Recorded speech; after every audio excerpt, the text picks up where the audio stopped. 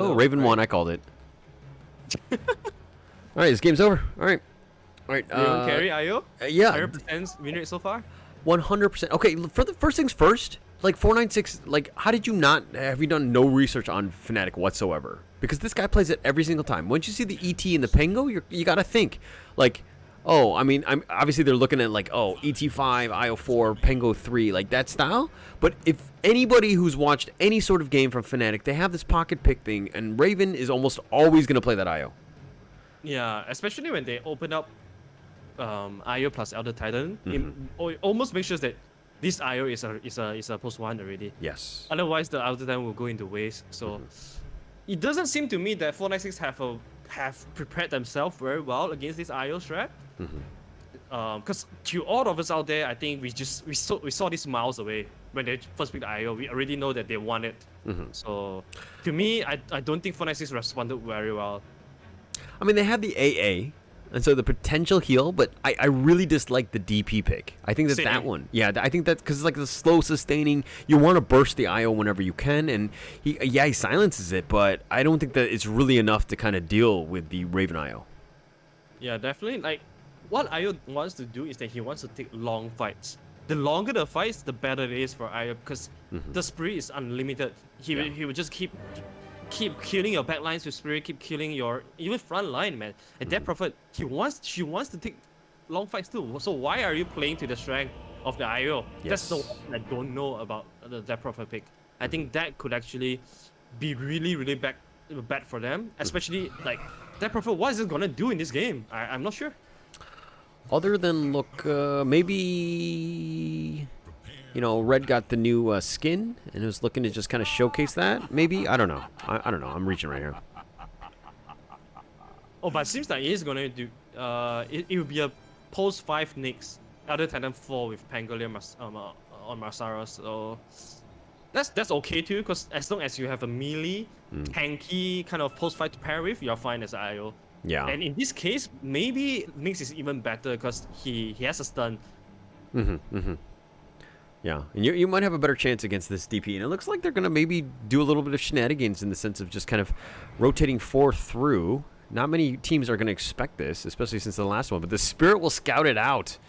Wow, Fnatic, just, you know, next level on it. Yeah, they just knows that 496, they are going to do this crazy stuff early game, especially snack time. Tiny's works really well in this kind of situation because he can just go in and toss someone back. Okay, so if you're gonna give a percentage, win percentage of going for one team, what is it gonna be, and what is that percentage?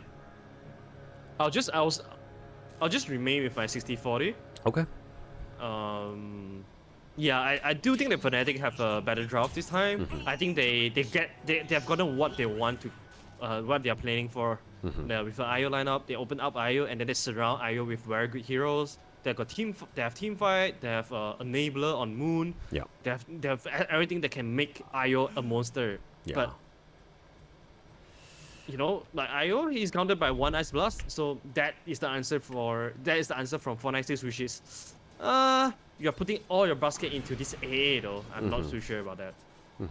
All right, but Moon on the other hand is going to go Quasf to start things off. Did a little quick cold snap, but no actual damage. Hung, Quap here. What do you think about this lane matchup? Pretty classic. Yeah, pretty classic. I think it's going to be pretty 50-50 since Moon went for Quartz Wax. You have a lot of regen. Oh, bottom side though, Raid proving us wrong. He's got a first blood on bottom. Yeah, we're just going to watch Weppes, and if he's going to fail as an observer, he's going to fail everyone. So, unfortunately, not able to see that. Yeah, I like Hang going for the what you call that, Scream of Pain level 1. I think a lot of Queen of Pains are starting to do this because they realize that level 1 Shadow Strike just doesn't do too much damage. So you just want to secure last hits with your Scream of Pain. And I like the fact that Moon is going Quaswex just to kind of, because all you need to do is control the team fight, right? Just give Raven a chance to just kind of control the game and just take over. And then you're going to buy a lot of time with that and just kind of the controlling style of Invoker. I love that build that he's going. Same. I think Fnatic just have a really good understanding on how they can play to their winning condition. This game is exactly the last game. They just have to chill. Oh, that BB getting a little low, and yeah, he's going to go down there. Mazaros is going to take that one. ET does go down, so Jabs is down. Mazaros needs to back away, get out of the zone. Bombi getting a couple right clicks in, but no further damage. Yeah. This is the impact of switching Elder Titan and Nyx as a post 4 and 5. Because Elder Titan, you can do so much with Mazaros in terms of whacking Slark out of the lane. Especially when you have Lucky Shot, the extra armor reduction is going to come in very handy. So the switch, the adjustment coming out for Fnatic are already showing in impact. And now it's Mazaros level 3 versus that BB level 1. That is very huge. Yeah, it's pretty massive, but Slark is one of those types you want to just snowball the lane. So anytime you're behind, I mean, as an anti-Slark player, I'm okay with this. Everybody hates, every support players hates Slark. Because he always focuses me first, right? Yeah. I tell myself, like, it's just because I'm the best looking, and so that's why he wants to focus on me. That's why. That's because you're the best player in your team. No, that's clearly not it. That's clearly not it. It's like we've never played again with each other, because you would not be saying that. Alright, maybe you're just an easy kill then, so... Yeah. You know, I like to bait out, you know, spells. That's the way I tell my team. Okay. All right, so Bombi getting a little low jabs, though. You got to be careful once he starts getting that stapler on you. I mean, he just does so much damage when he got that spirit. Do need to be careful here, but the one thing that I kind of lack from Fnatic is the fact that they don't really have that straight-up reliable stun. And they might suffer maybe the mid-game if they can't lock this Slark down. Yeah, that's true. That's the one biggest advantage for Slark in this game. So they'll have to chain stun stuff perfectly down for them to take down the Slark. But the thing about Fnatic is they have pretty good sustainability in team fights, and they can last pretty long too. So as long as they don't get just burst down by the Tiny or AI's Blast, I think they should have an upper hand in the team fights. Because like we said, they all like long team fights. But Bombi though is getting punched down by the stable gun.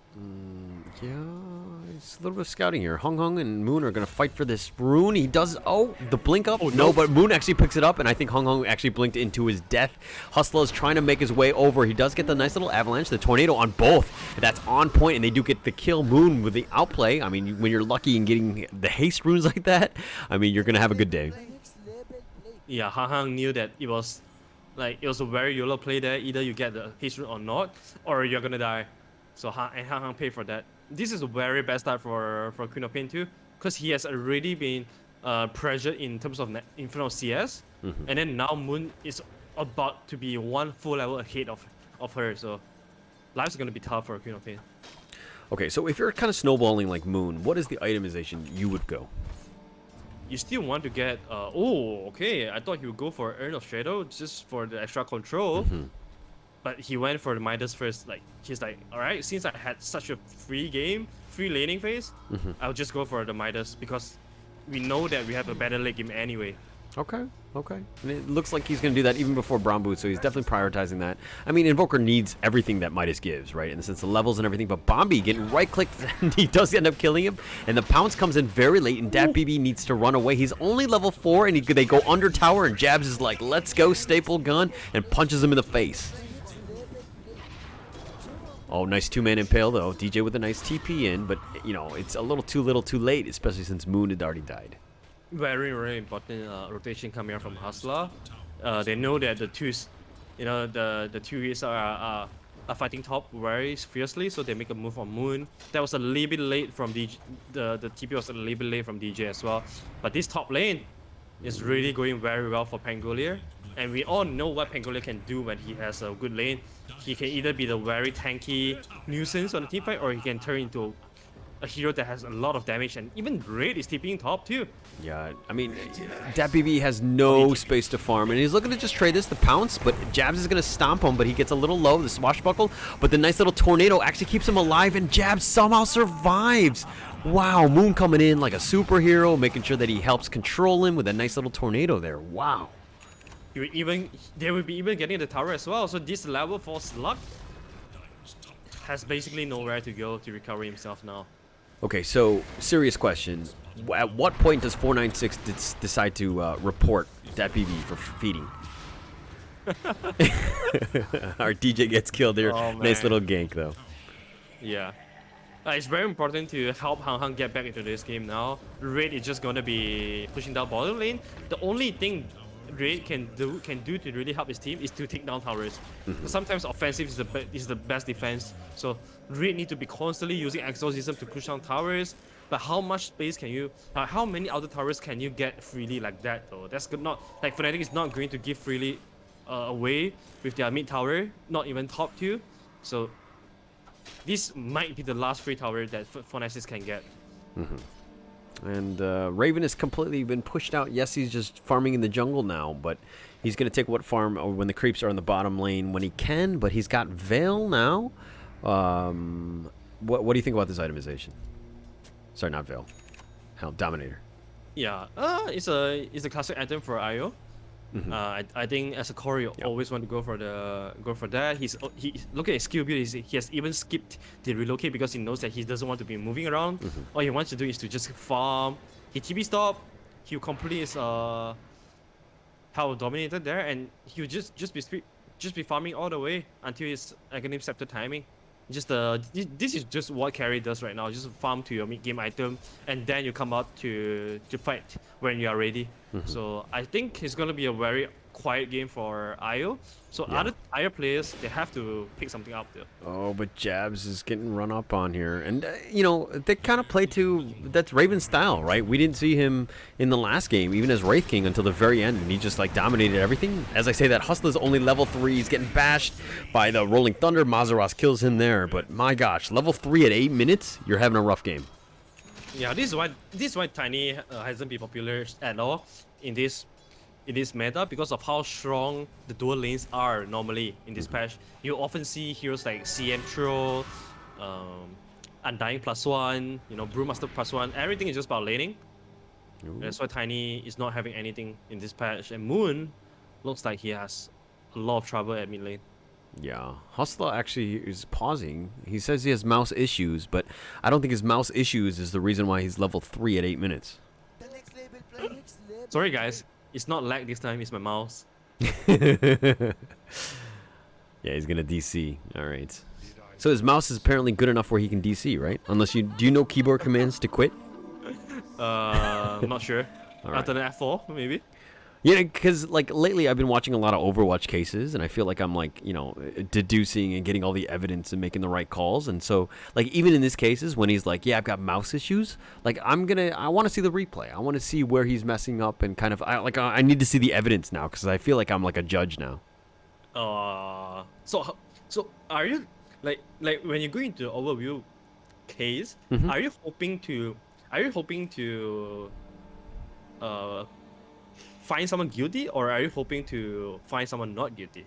Okay, well, my tendency is to go not guilty because I feel like a lot of the cases that have been, given to me at least, are all like, oh, my teammate didn't do something, right? Yeah. It's not really like he's just bad at Dota, right? That's not a report worthy, so to speak. So I feel like there's a lot of mistakes that they might do, and they might not be in a team fight or whatever it is. But generally speaking, I feel like almost all of the cases I've done not guilty. I see. It's the same for me too. I think most people are using it because they just want to wait out. They want to express their anger. That's why they are just reporting with the Overwatch. But I did see someone just intentionally griefing and destroying their items and stuff like that. And then when I decided they are guilty, I feel really good because I know that because of this system, I think there's going to be lesser and lesser griefers at least. But that's what I hope. I mean, yeah, I agree with that. And to be honest, okay, two things. One, I see why Valve hasn't really been able to do anything with the reports because you get so many bullshit report coming in, right? Like there's a lot of cases that I've seen where they're like not even close to being guilty, right? The second thing is that this is a situation where the players need to do a better job and realize what exactly is reportable. If somebody's feeding mid, destroying items, that's a perfectly good report. But if the guy's like, oh, he said something, he said put a tank in a mall or something like that, is that really report worthy? I don't really know. I mean, if a tank's not supposed to be in the mall, I don't know where it's supposed to be, to be honest. True. I'm also liking the fact that Valve is giving the decision making to the public players. Yeah. Because last time I heard that the reason why they haven't launched this Overwatch before is because it just take too much time for maybe a few guy or a team of people to go through so many reports every day. But when you dilute all this responsibility to every single part players, I think this is a very good way in promoting a healthier mindset of playing Dota. True. True. I agree with it. And to be honest, I like the fact I actually enjoy reviewing Overwatch cases. Like every intermission that we've gotten, I've been able to do an Overwatch case. So I feel like it's great. It's very productive for me. Yeah, definitely. Helps me become a better player too, because I know that if I were to grieve, then I will get punished by this Overwatch system. And Alright, that being said, Hustler is back into the game. Yay. All right. Okay. So what did he do? He just unplugged his USB and plugged it back in. He's like, it wasn't me just now, it was my brother. And he's 0-1 in 3, level 3 still. He's going to hit level 4 probably by 9 minutes. So I think that I don't want to set the bar too high, though. Yeah, definitely a hard tiny game. I just don't, like, when I look at the draft, Fnatic says they took like 1.5 minutes to decide that, alright, we are going to go for this tiny first pick. Yeah. And then the second pick, the A. That's what that really troubles me. Why? Like, Tiny definitely not the post sword that you want in this patch. And then A is obviously the best pick there for at that situation, seeing IO being first pick. So I guess there's a lot of discussion going through internally for 496. Maybe they're debating whether or not they want to use this valuable first pick on a Tiny, or do they want to just show hand on their A, which in this case I guess this is the reason why they had the debate for so long, because Tiny is just very underwhelming so far. All right, I don't mean to bash 496 when I say this, but I feel like, when you're spending a lot of time even going with the first pick, I look at this as not preparing well enough, right? When you go into a draft, you should have like almost like an Excel worksheet in terms of like a workflow. Right? Like this pick happened. We tried Bounty Hunter. This is the synergy that we're looking to go. Oh, that's not going to work. Okay, now we need to figure out some sort of other thing. So you have some sort of like template, so to speak, in terms of how you should be drafting, right? You should have those things up front as opposed to kind of, hey, what are you feeling like? What are you playing? Oh, I think I'm feeling kind of rocky today. So let's go with a Tiny. You know what I mean? Like, how does that make sense? Definitely, it makes a lot of sense. Like in pro teams, normally the coach or the one handling the draft, they'll have a, like what you say, a sequence of a flow of thoughts, or a list of priority heroes. Like if this hero is not banned, we'll first pick this hero. If this hero is banned, we'll go for another options. Yeah. If the enemy first pick this, how will we react to them? Yeah. Like all these things should happen in a glimpse. Like when you saw the information, which means that they are prepared. In this case, Fnatic are getting punished really hard. Yeah, speaking of not being prepared, they were not prepared from that pause. It looks like everybody's got run down here. Red is running for his life. Nice little swashbuckle, and they got Hustler. Mouse problem, no problem. He did. This is gonna be really rocky here for 496. Like Io wasn't even in the he isn't even in the game, to be honest. He's just farming, and she's just farming. Oh, Moon! Oh, Moon! He's gonna get so low. He's within deny range. He's gonna just go back into. He doesn't need to be a little bit careful with how he proceeds. Hung is trying to get baited, but the nice little stun, and they got him, and they turned it around, and Moon actually baited Hung, and they get that kill. And here comes the BM tips. If Hung doesn't tilt after this, I don't know what can tilt him anymore. This is such a painful death. He died after the pause, and then instantly he wants something revenge. He wants a quick revenge. He TP in, throw everything on the Invoker, and then died again. And both painfully, Invoker didn't even fall there. So Yeah. very, very, very painful mistake coming out from Pang Hong. I mean, this comes back to the laning, right? Where he definitely lost out against Moon, and the fact that like, oh, I lost, so I need to get back in this game, and then I just like, this is like when you're playing poker and you're like, oh fuck, I'm losing, I'm gonna go all in on this next hand no matter what. Like, and he tried to force it. It definitely feels so. The thing is, I don't see the backup plan coming out from 496, because if you look at their late game, they're not fantastic with Q and Pain, and they're probably again Red having a lot of pressure here. I just like how Pangolier has always been playing at the lane because they know that Io wants to be playing top, and then Pango doesn't want to be in mid because he wants to be. I mean, Pango doesn't want to be at bottom because he wants to be at mid, securing and defending the mid tower. So like basically, Fnatic has no way to attack Fnatic. Yeah. All right, but speaking of attack, and it looks like DatBB wants to go on the attack in the sense that, okay, as I say, that Cyclone Tornado, Bombi, no chance there. Moon just helping secure that kill. But, okay, DatBB, though, is going to go Diffusal first. Are you okay with that as a first item on Slark? Oh, before that, Jabs. It gets pounced, it gets thrown up, and Jabs looking for the stomp. He gets a 2-man stomp. He actually right-clicks it. Oh, he just tried to kill Hustler. I thought he might have gotten away. Hung on the other hand, impaled, no chance. Hung dies again. He got hung. Can I say that? No? That is brutal. That is brutal. Very hard game for Fnatic already. 12 minutes in. They are running a very aggressive lineup.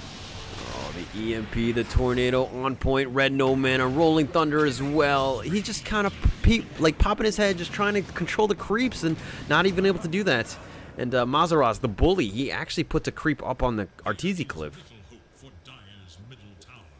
That guy names is Arthur. Oh, Raven. Just another classic solo kill. It's just, Fnatic, you can tell that they are crumbling hard right now. And for Fnatic, they're just so smooth. Yeah. They are positioning their heroes perfectly on where they need to be. Jabs is taking over the unwanted lane. Top lane belongs to Io. And then mid lane is the 3-man show for Nana, Masaros, and DJ. Masaros has just been playing with Invoker over and over again because these two represents the highest damage of their team right now. So if they want to get some quick kills, the two heroes needs to be together, and they are always together. And when you saw Hung go for that all-in play against Moon, you just saw that, like, the impatience and the fact that these guys are actually really tilted. You can tell, like, they're not playing their normal conservative Dota style and the way they should be playing, and they're trying to force the issue. Yeah, I've been there before. Oh, right. Oh, they got the Impale Red. Here comes the Rolling Thunder. It seems like every single time it's off cooldown, he goes back in, and he's been on point. He's like the best driver as Rolling Thunder. But Hung blinks away. They do have that, and here comes the Exorcism just to kind of keep herself alive. Jabs, on the other hand, being very aggressive, goes straight for Red. He's like, okay, I could just out-damage you through the Exorcism. And Hustler here, running for his life, has been disarmed. Cold Snap as well. Hustler, no chance to get away. And Raven is here, has a satire, and oh, they found Hung. Nice little sonic wave, and they end up killing Jabs. She gets the nice kill there. She's gonna blink away, and it looks like Bombi has been killed as well. And DatBB, all by himself. And Mazaras is getting slowly whittled down. He does get killed. Raven not able to heal his own teammate because he'd rather heal his satire. DatBB, on the other hand, is gonna back up, and here comes more TPs. They got the creep wave. Raven with no mana actually tethers away. Well, like you said, it's clearly it's very obvious that Fnatic they are a little bit tilting now. They are not making the most optimal decision. Rate was really low. He was below 50% HP, but he still decided to pop the Exorcism because he feels like that's the kind of desperate team fight that they needed to take there. That the very rare chance that Fnatic is giving them a suboptimal team fight, but he was just very vulnerable there. Yeah, Red though, like, oh, EMP dodging the stun. I mean, Red, if anything, just got out of there. But I mean, Red has no items. She has 2 null talismans, treads, and a wand, right? So in terms of like survivability, none of that is available. Yeah, no at all. And look at how aggressive Marsaro is. Like, you talk about the diffusability on Slark. I think that's gonna be the one item that can really change the deal of this game. But they have to make use of the Slark though. The Slark is a hero that wants to slowly build up damage.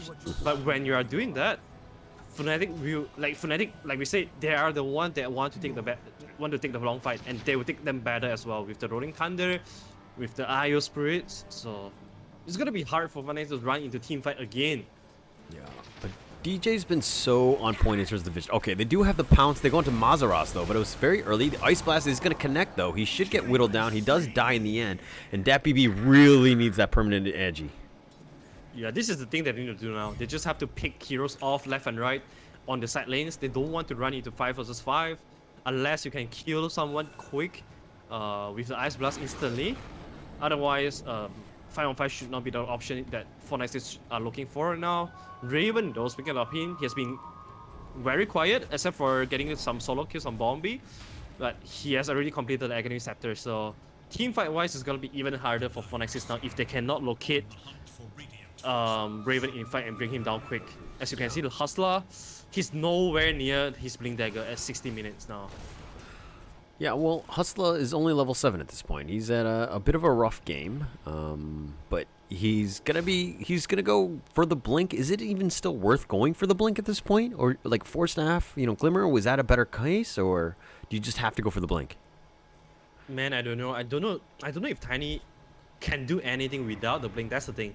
But even with the Blink, I don't see him just blinking in and solo killing Ariel or bursting down anyone quick because of how tanky Fnatic's heroes are. Okay. And this is why teams don't really first pick Tiny anymore, because the enemy will just react with a bunch of tanky heroes that can really slow limit your impact in the game. Oh, Moon, nice little two-man tornado. The Ice Blast is, at least the debuff is on. They got the stomp onto Bombi. Jabs is just gonna just right-click this one, but Moon gets killed, so they got something. The Exorcism, Raven is here, and they're going to turn this around. They go right, they focus on Red, and they're trying to out-damage him. The relocate actually had gone off. That's 12 seconds, though, and he's out of there, and they do kill Red. Jabs is somehow still alive? How? DJ has done this twice. This is the second time he has survived with a 0 HP. Oh, that BB. He won't see DJ though. Oh, the TP is coming though, and they're going to turn this. They thought it was a trap, but instead they turned it around. Hustler though, it's a nice little toss though. They do end up killing Jabs. They got something out of this. Raven is back. Sonic Wave pushes him back, just trying to keep him alive. Dat BB is looking to fight this. He's got the Dark Pact on, and he's looking to TP the Swarm, and not enough in the Spirits. They do so much damage. Oh, but he walks into the Ice Blade. Okay, but he's already full. Yeah, Ayo has the level 15 talent now, plus 325 Spirit max range, so he'll be able to control his damage output a lot easier in the team fights right now. And once Ayo hits the level 20 peak with the 60 hero plus 60 Spirit hero damage, that's gonna be the strongest point that Fnatic have been waiting for. Also, so Invoker is going for the BKB build right after Midas too, so a very solid kind of itemization coming out from Moon. Yeah, just like I love the fact that like he's not forcing it, like understanding his role, and that's just to keep Raven alive. He doesn't need to be going the damage dealing style. He just needs to stay alive, control the team fights, and just like give Raven a chance to just, you know, blow everybody up with all those spirit balls. Yeah, just trying to last longer than Fnatic right now with their itemization. Masaros is also going for the Hood of Defiance. He's working towards his use next, so everything is to just stay alive as long as possible. Very good understanding coming out from Fnatic so far. Yeah, and even Jabs is getting in the action in terms of survivability by going a BKB himself. Is that just greedy at this point? I think that's fine. He knows exactly what his role is in this game. Oh, Masaros. Oh, Masaros tries to swashbuckle. He does find it, and he gets the nice little stomp combo in, and they kill Bombi. He's down for 30 seconds. And but okay, ET, isn't it better to just go the Ags with like your spell immunity that way? Or is that just impossible to get? Like, in one way, it neglects the initial damage from Ice Blast. You don't have to care about the Tiny at all, because you have a great chance for you to, you know, you want to really just use the Echo Storm in team fights, and then if you don't have BKB for that, it's very likely you get cancelled by the Avalanche. So I think he's just considering about that, and he wants to get as tanky as possible too. Oh, they're relocating. They know Red is nearby. They've got 9 seconds though, and it looks like Red TP's away. He's fine. Raven, on the other hand, is going to tether on, and no, he's not going to bring him back. Even Ayo is working his way to the BKB, so nothing like the Kaya Sanj or Bombi. Oh man, the cold snap as Bombi, no chance. When they focus you, this is the most painful thing with this guy, right? You don't really have mobility, you don't have a stun. All you have is just like your good looks and just kind of, you know, your sex appeal at this point. And really nobody wants to look at an AA. Yeah, it's a trouble game. It's a very sad game for AA, because normally you want to be playing behind your course. That's how you really shine as a hero. But given how behind Fnatic is, no one wants to be in front of A anyway, because they'll just die. Like what Fnatic are doing now, they're just turtling. They want to drag time, maybe drag this to a late game and stand a chance, or just find mistakes of Fnatic and try to capitalize on that. Oh, but speaking of mistake, Hung Hung on the other hand makes a pretty drastic one, just trying to split push, gets caught out there and does die.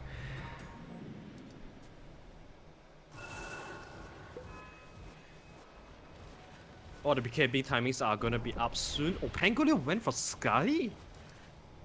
He's building Skadi. He's 400 away from it. Wow. Okay. I guess because why not? I don't know. Yeah, because why not? I mean, look at net worth. They're top 3, right? I think that they're fine here. Raven is getting gone on here. He's going to actually use his BKB. He's by himself, though. They're going to just kind of wait for this one to kind of expire. His teammates are on the way, I would assume. And Raven does tether. He's back to safety. And a bit of a... I mean, they caught him out, but they weren't actually able to kill Raven at this point. So isn't this kind of scary when you have 4 versus 1 and you're not able to kill him? Are you going to have a chance in a team fight? Yeah, definitely. That's the beauty of the BKB. You just get out of trouble instantly with one click. I like the fact that Fnatic are not forcing the fight too. Oh, bottom side. Oh, speaking of which, Moon is looking to just 1v5 this. Raven comes in, but it's too late. The Sonic Wave. Raven thought he could just go in and tether and heal him. Not able to do that. Hustler getting a little low. Bombi's already been killed, mind you. So Mazaros is going to use his Rolling Thunder. Exorcism is keeping up red. Not really much of a chance there. And it looks like Hustler does go down. The stomp does connect, and that actually split the earth, so to speak. DPC is looking to just trade attacks with Jabs, though, and Jabs is actually getting whittled down. DJ, on the other hand, 2-man impale. Now it's going to come in. Hung Hung is a little low. They do need to be careful. Raven is still around, is just moving his Santar, but it's just Raven and DJ is left for dead, and it's a double kill going the way of red, and it's a 4 versus 1. I think they might have gotten back in the game, or am I just being just making that up? I think they're close. It's baby steps. It's definitely some baby steps. I'm surprised that they can actually put out a successful fight there, because Raven wasn't able to do too much burst damage there, so he wasn't able to burst anyone down quickly. They used the exorcism to maximum as well, but unfortunately, because of the long fight, that Raid wouldn't have the exorcism to push for the next fight. DPC, he went for a Shadow Blade as well, so one of the better items to get to the IO. Yeah, you're going to need to figure out some way to get to him. But again, I feel like that was a little overcommitment by Fnatic. Once Exorcism happened, you really don't have the burst to kind of deal with this guy. I feel like at this case, you should have just backed off, let the Exorcism expire, and then go in. Yeah, I mean, they look really patient when they just let IO retreated at the top lane and not responded to that. I thought that that's because Fnatic wanted to just go for the right objective and then play carefully. But somehow Moon was caught at a very awkward situation, so that's a little bit contradictory there. DPC though, he's getting scouted out. They do know he's by himself, and the Sunstrike as well, and they do end up killing him. That was on point. I don't know how they knew he was roughly nearby. I don't know what happened, but they just placed the sentry, and DPC just in a bad spot. That was just very good game sense coming out from DJ. And a very fast reaction too, just burst him down with the Sunstrike. And here comes the relocate. He's going to pull away. Oh, actually, Mazaros. He goes to the side, and he actually tries to go for the flank, and Bombi's in a bad spot. He thought he was safe in the trees. You are never safe in the trees, my friend. Oh, where's that game for Bombi? 12 and 4 already. Like, he's just getting solo kill by everyone right now. Like, this is the thing about this hero. When you are so behind, you can't even be seen on the map at all. Otherwise, you're just dead. Yeah, no chance here. Okay, Aegis expires. That's at least something going the way of 496 right now. But, I mean, okay, look. 2 games, and we've seen about 60 minutes of Dota action in these 2 games so far. Raven has not died in the entire time. What is going on? This is the specialty of Raven. Oh, Hustler is gonna be the first one to fall first. Yeah, and Red as well. I mean, yeah, he's got the Exorcism, but DPC is now coming in. No buyback from Tiny. It seems to be a little bit of an overcommitment. Deafening Blast throws him on top of the cliff. It's a 2 for 2. Moon is down, though. Jabs is looking to go down as well. Hung Hung is just looking to focus on him, and they do get the kill, so that's not a bad turn of events. 2 versus 3, and Hung Hung, BKB, is going to look for more, but the BKB expiring, and that should be the... Oh, no, he blinks forward.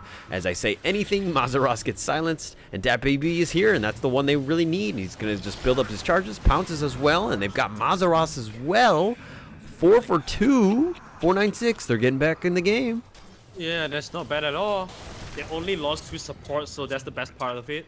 Now that their 3 cores can start getting at least getting some net worth on the map, pushing out some lanes, but they won't be able to push down the most important tower though, because without Exorcism, they don't really want the frost fights around the towers.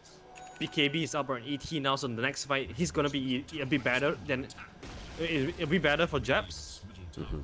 Yeah. As we see, Japs after him gathering all the spirit damage, he actually do a very good amount of damage to especially the supports.